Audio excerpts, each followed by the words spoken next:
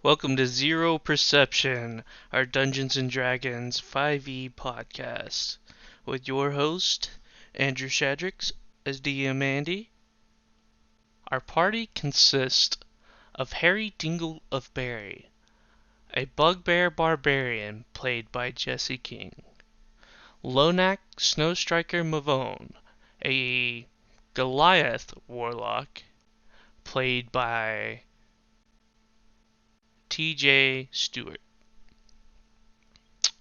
Urok the Iron Wall, a half-orc fighter played by Cameron Crosby, Vordon the half-elf drow ranger played by Zach Urkila. And to join us in session 3 and beyond, we have Petit Louis, a halfling rogue played by Tyler Wilcox. Each character has been given their own secret that will come up throughout our adventure. These could guide them through the lands of Icewind Dale, or even come back to haunt them. Sadly, our first session is lost to the wind. We were not ready to start recording, and went ahead and played. But I thought I could give a little recap to those listening. So with that, we'll begin. Welcome to the far north.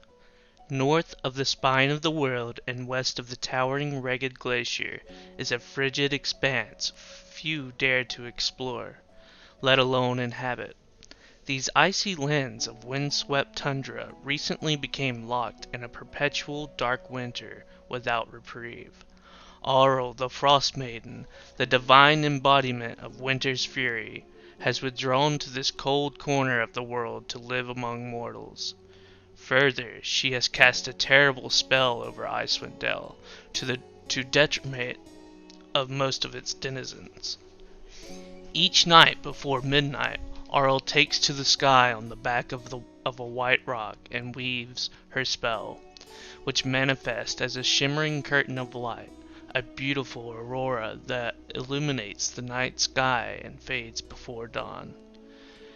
This powerful magic prevents the next day's sun from rising above the horizon, turning midday into twilight and trapping Icewind Dale in winter's dark embrace, with no sunlight or warmth to melt the snow and ice. Each casting of the spell leaves the Frost Maiden weakened, with just enough divine power left to barricade the mountain pass with blizzards and churn the sea of moving ice with blistering winds. Such measures discourage travelers from approaching or leaving Icewind Dale, further isolating the region.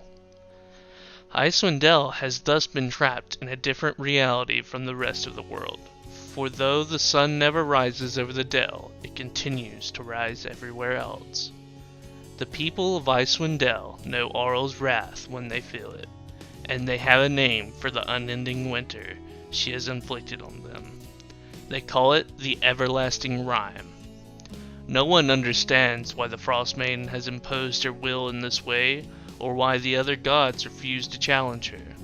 This prolonged winter, which has gone on for more than 2 years, threatens to doom not just the flickering lights of civilization known as Tin Towns, but also the indigenous flora and fauna that need sunlight and the change of seasons to survive. Not all creatures are discouraged by what has transpired north of the spine of the world. The long nights and sunless days are blessings of Zardoc Sunblight, a Duergar who longs to carve out a domain for himself on the surface and enslave the people of Tin Towns in the process. Already he has taken advantage of Auril's magic and raised a fortress amid the dark shadows of the mountains. From here, his underlings strike out across the tundra in search of Chardalyn, a crystalline substance known to exist only in Icewind Dale. Once he gathers enough of it, Zardarok plans to construct a Chardalyn dragon and unleash it upon Tin Towns. Despite Aural's blizzards and other deterrents, visitors still come and go. Among the recent arrivals are 4 wizards of the Arcane Brotherhood, a powerful society of spellcasters based in Luskan. They've come chasing rumors of lost cities buried under the Ragged Glacier, a fragment of the long-gone empire of Nethril, whose wizards wielded magic that terrified the gods. Netherrealm's magic has a way of attracting power-hungry wizards, as members of the Arcane Brotherhood often are. The cities of Netheril floated among the clouds, making them almost impervious to assault for centuries. Then, nearly 2,000 years ago, this floating city crashed during the fall of the Empire, and no one has found or explored it since. It is arguably Icewind Dale's greatest secret, a necropolis of Netherrealm wizards and magic they left behind. What survived the crash is anyone's guess, but we're about to find out.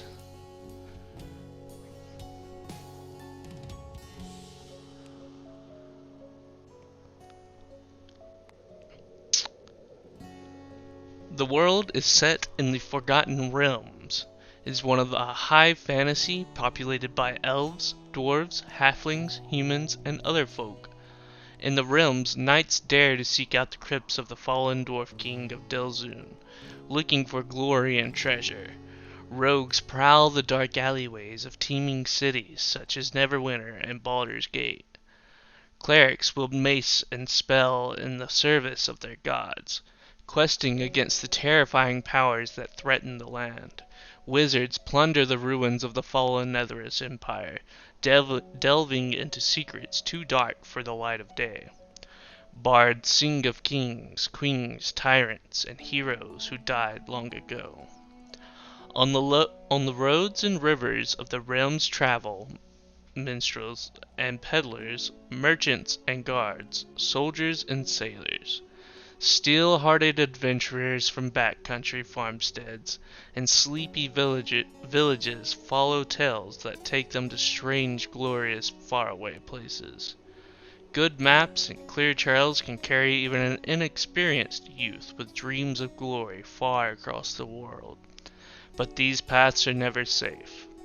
Fell magic and deadly monsters are among the perils one faces when traveling in the realms.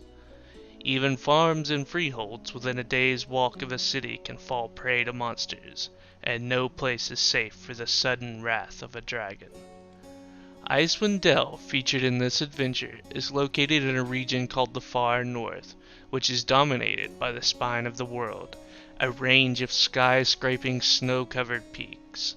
These extend toward the Sword Coast, which form the western edge of the great continent of Faerun, and stretches southward for thousands of miles. Ships and roads lead southbound travelers to a number of bustling ports along the Sword Coast, including the following strongholds of civilization. Luskan, the city of Cells, is a home to pirates as well as host tower of the Arcane.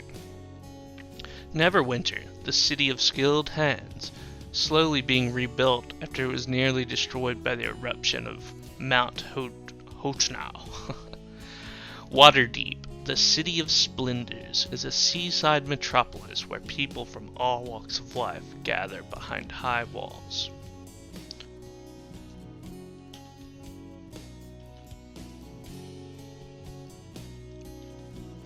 The party starts their adventure in Bryn Shander, the largest of all the 10 towns.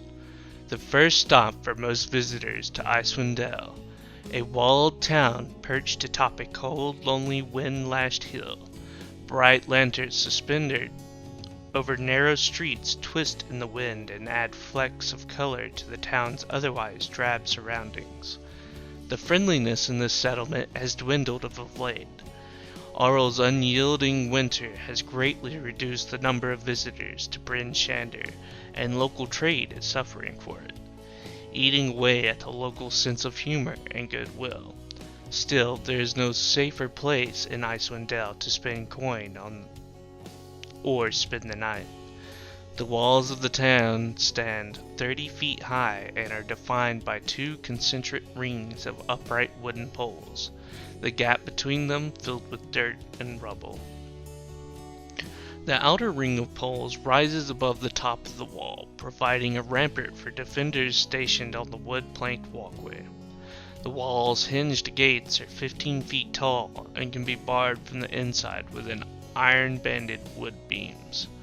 These gates are closed when it's dark outside, which is to say, more often than not. As they entered the town of Bryn Shander,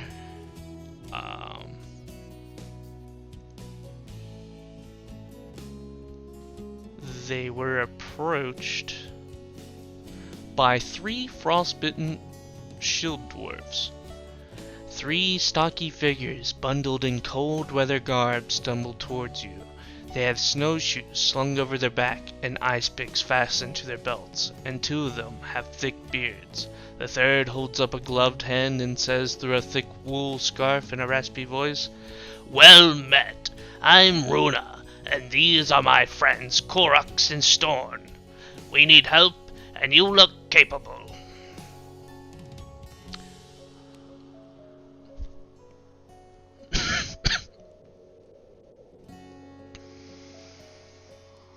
As they continue to talk to these dwarves, they explain that they're the survivors of a group of dwarves tasked with delivering a sled of iron ingots to Bryn Shander. A Yeti surprised and killed a member of their group.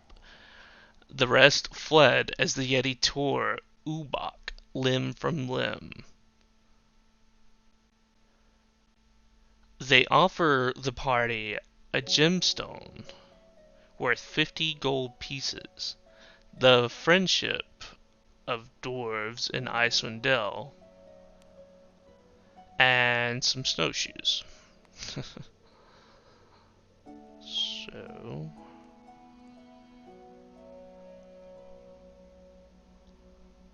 As the party left the city in search of the iron ingots, a blizzard hit them for...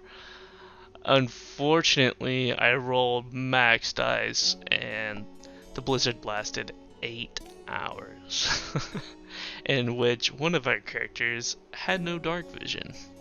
So, as the blizzard hit, they all tied themselves together with rope to keep, one from getting lost. This was very smart. They did very well, and it didn't take them long to even traverse through the blizzard and find Ubak's remains. You crest a snow-covered ridge and see a frozen, dismembered corpse in the gully in front of you.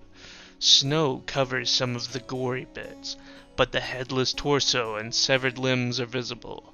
You see tracks in the snow all around the corpse, and the telltale grooves in the snow left behind by a sled that has been hauled away. So as they find that, they inspect the tracks with a survival check and determine that the tracks are pretty fresh and belong to a half-dozen small humanoids wearing snowshoes. The tracks lead south, and in about a half hour they catch up to these. The creatures you've been following appear to be goblins, based on their stature. All 6 of them groan and grunt and curse loudly as they haul the bulky sled toward what appears to be a 20-foot tall wagon parked in the snow. Harnessed to the conveyance are 2 roaring polar bears that don't look happy. So I actually did this a little different than what the book told me. Since I had a blizzard that was lasting so long, they didn't see the large wagon right away. And the goblins didn't even spot them right away. Really what was supposed to happen was the goblins see them and they start tooting their little horn to warn all the other goblins, and that never happened. So it was interesting. I had to think on the fly, and they snuck up on the goblins, had a battle with them, killed all of them. Um, all the while, the goblins at the wagon had no idea what was going on because of the strong blizzard. They had went inside the wagon and were just chilling. So, as that happened, they finally the blizzard secedes. Oh, well, so something funny to mention. So during the battle, only I think it was Urok untied himself from the rope that they all attached themselves with. So as battle ensued, they forgot that they were tied together, and like one character just like started walking forward real fast, and then I was like, whoa, make a strength check, you and you. And whoever, rolled lowest either got flung backwards or got flung forwards into the snow. So that was a pretty funny occurrence.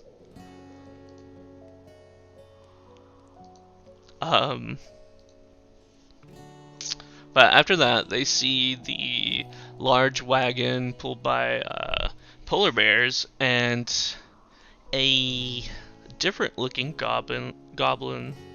Oh no.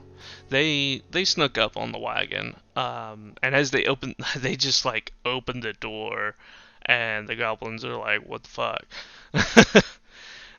So battle started. The goblin boss climbed up to the top of the wagon, and he started waving a torch around, trying to see better. And as that happened, Vordon, the ranger, shot at him, and he actually hit the torch out of his hand, and the torch fell to the top of the wagon and started to burn it. Luckily, Harry Dingle was quick on his feet and was like, "No, I'm stopping this fire." And he did everything he could to let the spread of the fire happen. I was pretty lenient on the situation. I thought it'd be cool. He thought real fast about it and emptied his water skin on it, stamped it out. He was trying real hard, so I gave it to him. Because realistically, it should have just burnt. So, yeah, let's see. The goblin boss was the last one to live. His name was Izubai. And he actually got away. He ran off, and they couldn't find him after that. But in the wagon, they found 2 potions of animal friendship and a bone whistle. So they finally figure out that they need to drink the potions of animal friendship to. This is the way the goblins have been controlling their polar bears. So they do that. They load up all the iron on the wagon and they head off with their new wagon.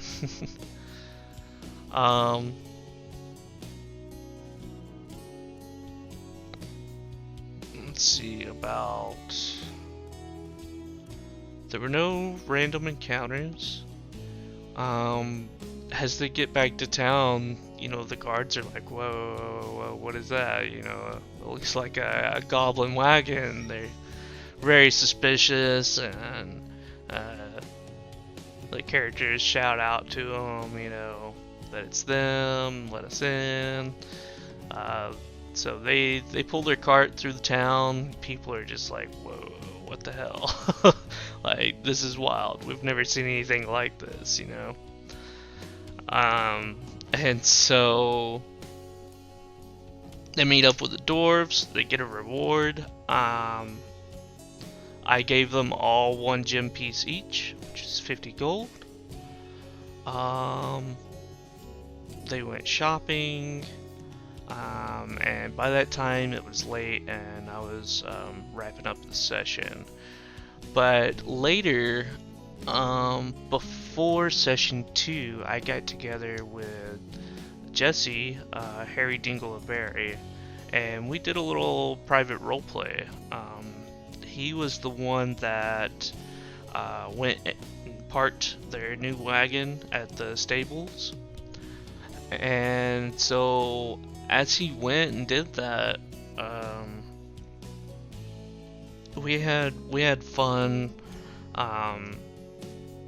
He saw, you know, the stable master had a bunch of dog sleds and some wolves for sale, and you know, Jesse was ready to buy them. And I was like, well, the NPC said, well, what's wrong with your polar bears? And Jesse was like, well, they're not tame.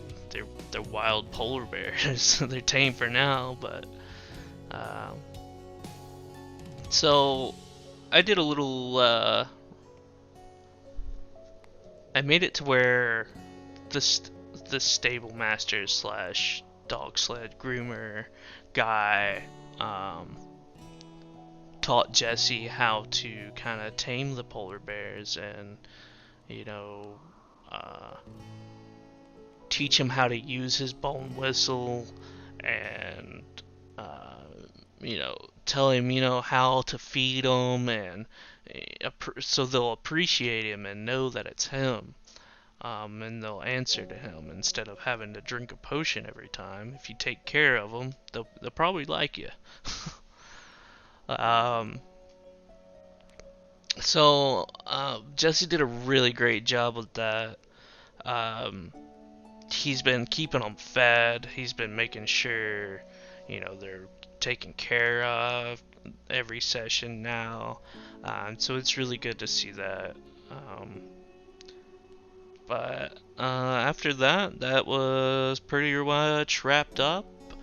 And then we ended and went into session 2. So I hope you guys enjoyed this little recap. Sorry it couldn't have been the actual episode. But yeah, thanks for listening. And I want to apologize for session 2. I was having some sound issues and wasn't aware of the sound issues. So I tried my hardest to equalize the sound and make it where I wasn't yelling over everyone, because that's what was happening. But I think session 3 went really well, and the quality was there. So thanks again. I hope you guys have a wonderful day. Goodbye.